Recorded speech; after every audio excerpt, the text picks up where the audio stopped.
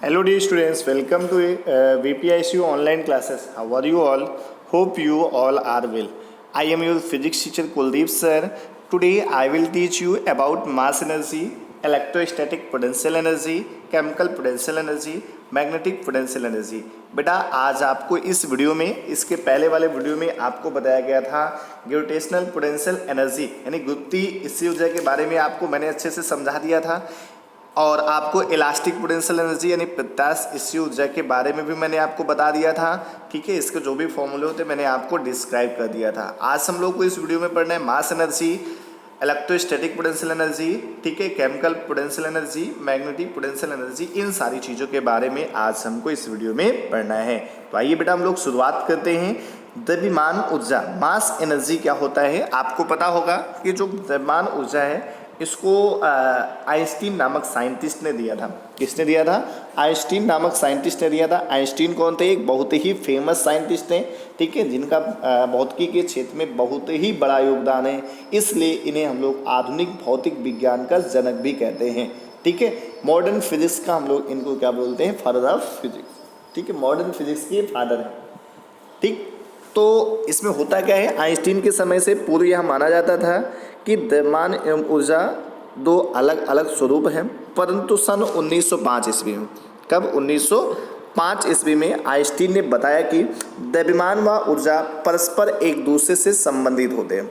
यानी आइंस्टीन ने किस सन में बताया बेटा? 1905 ईस्वी में बताया। 1905 ईस्वी में बताया। क्या बताया था उन्होंने? कि द्रव्यमान व ऊर्जा परस्पर एक दूसरे के समतुल्य होते हैं, या आप कह सकते हैं कि द्रव्यमान तथा ऊर्जा आपस में क्या होते हैं? बराबर होते हैं। प्रत्येक पदार्थ में उसके द्रव्यमान के कारण ही ऊर्जा होती है, जिसे हम लोग द्रव्यमान ऊर्जा कहते हैं। प्रत्येक पदार्थ में उसके द्रव्यमान के कारण ही ऊर्जा होती है, जिसे हम लोग द्रव्यमान ऊर्जा कहते हैं। आइंस्टीन के अनुसार द्रव्यमान को ऊर्जा में व ऊर्जा को द्रव्यमान में परिवर्तित किया जा सकता है। इस सिद्धांत के अनुसार यदि m द्रव्यमान को पूर्णतः ऊर्जा में परिवर्तित कर दिया है तो इससे उत्पन्न जो ऊर्जा होती है वो होती E = mc²। E = होता है mc², जहाँ पे c आपका प्रकाश का वेग है। ठीक है, c आपका प्रकाश का वेग है। ठीक है, यह समीकरण आइंस्टीन के द्रव्यमान ऊर्जा समीकरण कहलाती है। यह समीकरण आइंस्टीन के द्रव्यमान ऊर्जा समीकरण कहलाती है। ठीक है, हो गया, कोई दिक्कत तो नहीं।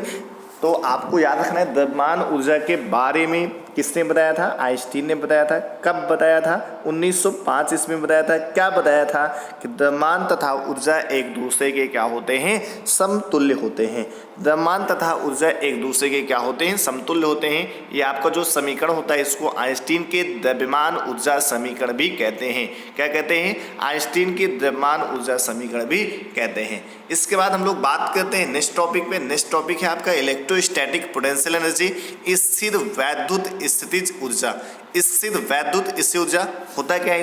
इसमें समान वैद्युत आवेश एक दूसरे को परस्पर प्रतिकर्षित करते हैं। अगर समान प्रकार के आवेश है तो मैंने आपको बताया वो प्रतिकर्षित करते हैं, और विपरीत प्रकार के होते हैं तो एक दूसरे को क्या करते हैं? आकर्षित करते हैं। तो आपको ये पता है कि जब ये आकर्षित या प्रतिकर्षित करेंगे तो इसमें कुछ ना कुछ ऊर्जा व्यय होगी या कुछ ना कुछ ऊर्जा उत्पन्न होगी। इसी ऊर्जा को हम लोग कहते हैं इलेक्ट्रोस्टैटिक पोटेंशियल एनर्जी कहते हैं। यानी वैद्युत आवेशों के प्रतिकर्षण एवं आकर्षण के कारण निकाय में जो स्थिर ऊर्जा उत्पन्न होती है यह स्थिर वैद्युत यानी स्थिर वैद्युत स्थितिज ऊर्जा कहलाती है। ठीक है, तो आपको पता है जो चार्ज होता है व्हाट इज चार्ज। चार्ज के बारे में भी आपको जानकारी नहीं है, आपको क्लास 10th में या 12th में आपको बताया जाएगा। बस आपको अभी इलेक्ट्रिक चार्ज जानना है, थोड़ा सा जान लो। इलेक्ट्रिक चार्ज जैसे आपके बाल हैं, हेयर हैं, इनमें आप पेन रगड़ते हैं। पेन रगड़ने के बाद कोई भी कागज़ का टुकड़ा होता है उस पर आप पेन को रखते हैं तो जो कागज़ का टुकड़ा होता है पेन में चिपक जाता है। ठीक है, तो वही प्रॉपर्टी आपका होता है वैद्युत आवेश यानी इलेक्ट्रिक चार्ज होता है। जब वो आप उसको आकर्षित करेंगे या प्रतिकर्षित करेंगे यानी रिपेल करेंगे या अट्रैक्ट करेंगे तो उस कंडीशन में इसमें कोई ना कोई फोर्स लगता है। इसी फोर्स को हम लोग क्या बोलते हैं बेटा? क्या बोलते हैं फोर्स को? इलेक्ट्रिक फोर्स बोलते हैं। ठीक है, और जो ऊर्जा व्यय होगी उसको हम लोग क्या बोलते हैं? स्थिर वैद्युत स्थितिज ऊर्जा कहते हैं। नेक्स्ट टॉपिक में पढ़ते हैं हम लोग रासायनिक स्थिर ऊर्जा क्या होती है, केमिकल पोटेंशियल एनर्जी क्या होती है। किसी पदार्थ में उसकी विशेष परमाणविक संरचना के कारण किसी पदार्थ में उसकी विशेष परमाणविक संरचना के कारण जो स्थितिज ऊर्जा संचित रहती है। किसी पदार्थ में उसकी विशेष परमाणविक संरचना के कारण जो स्थितिज ऊर्जा संचित रहती है वह ऊर्जा रासायनिक स्थितिज ऊर्जा कहलाती है। वह ऊर्जा रासायनिक स्थितिज ऊर्जा कहलाती है। जैसे पेट्रोल, डीजल, केरोसिन, ऑयल आदि ईंधनों में स्थितिज ऊर्जा रासायनिक ऊर्जा के रूप में संचित होती है। फिर से ध्यान देना, किसी पदार्थ में उसकी विशेष परमाणविक संरचना के कारण जो इसी ऊर्जा व्यय होती है वह आपकी रासायनिक इसी ऊर्जा कहलाती है। उसके बाद हम लोग पढ़ते हैं चुंबकीय इसी ऊर्जा। ठीक है, मैग्नेटिक पोटेंशियल एनर्जी होती क्या है? यदि चुंबकीय क्षेत्र में कोई धारावाही चालक गतिमान आवेश हो तो उस पर आरोपित चुंबकीय बल के कारण उसमें कार्य करने की जो क्षमता होती है वह आपकी चुंबकीय स्थिर ऊर्जा कहलाती है। तो उम्मीद करते हैं आज आपको इस वीडियो में जितने भी टॉपिक आपको पढ़ाए गए हैं अच्छे से समझ में आए होंगे। अगर आपको किसी प्रकार का किसी चैप्टर से रिलेटेड कोई भी प्रॉब्लम है तो आप उसको ग्रुप के माध्यम से पूछ सकते हैं। अपनी पढ़ाई को कंटिन्यू रखना है क्योंकि अभी कुछ भरोसा नहीं है कॉलेज स्कूल कब खुलें, तो इसके लिए आप अपने पढ़ाई को एकदम बेहतर बनाए रखें। जो भी आपको पढ़ाया जाता है एकदम अच्छे से उसको प्रिपेयर करते रहें। कोई भी आपके मन में आधे % का भी डाउट है तो उसको आप क्लियर करें। Thank you.